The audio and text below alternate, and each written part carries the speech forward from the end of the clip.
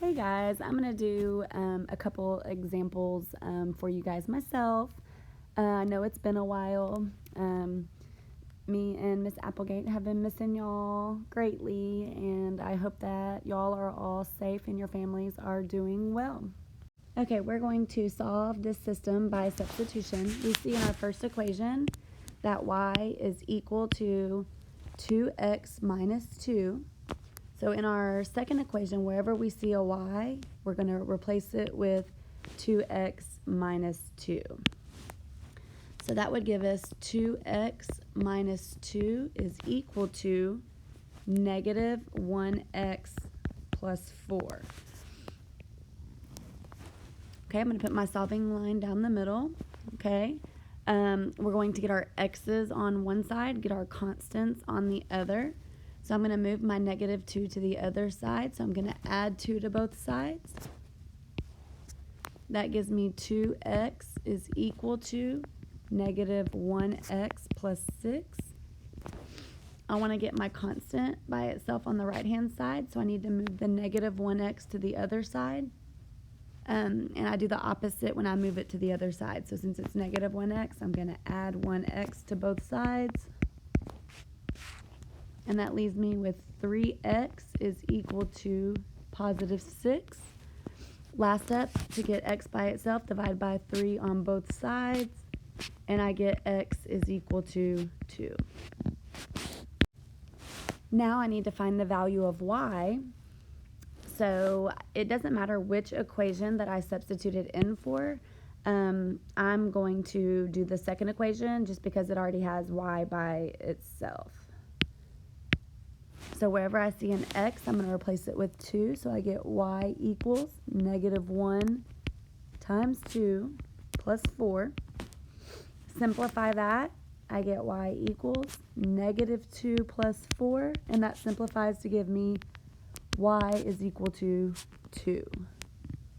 So my x coordinate is 2. My y coordinate is 2. So I'm going to write that as an ordered pair. The point where the two lines intersect, where they cross, is 2, 2. Okay, now we're going to go to example 2. Same thing. We have y by itself is equal to 2x plus 4. So since y is equal to 2x plus 4, I can substitute that into the second equation. Wherever I see a y, I'm going to replace it with 2x plus 4. So that would give me 3 parentheses. When I substitute that in, I put it inside of parentheses. And then I have minus 6x is equal to negative 18. Okay, I need to simplify on that left-hand side. I'm going to do my distributive properties. I'm going to take everything in that parenthesis and multiply it by a positive 3. So I get 3 times 2x, which gives me 6x. 3 times positive 4 gives me positive 12. Bring down the minus 6x is equal to negative 18.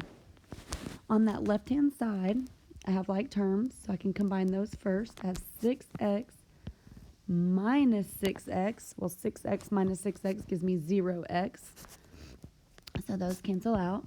And then I have, bring that down, 12 is equal to negative 18. Well, I don't have a variable to solve for, and 12 is not equal to negative 18.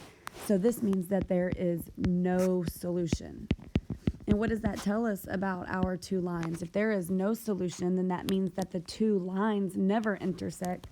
So those, when you graph them, those are going to be a set of parallel lines. Okay, this brings us to our last example.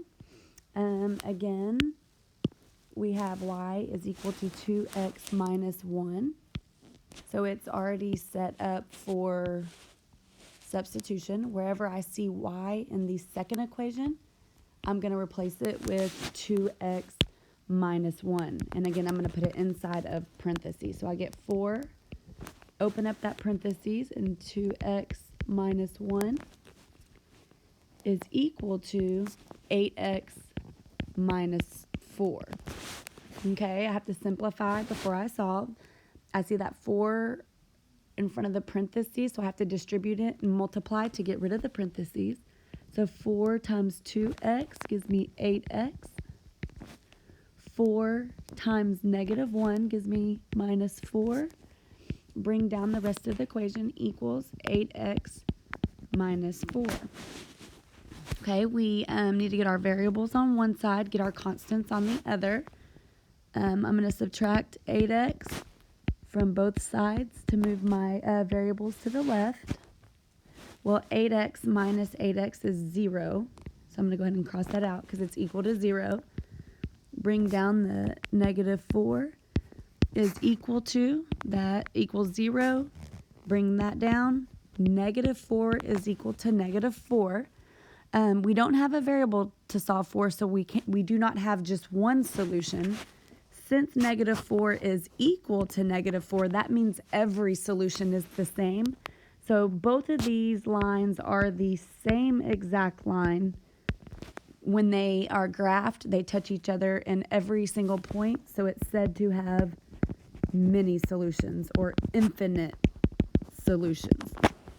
So that sums up our 3 types of solutions when we're talking about a system of linear equations.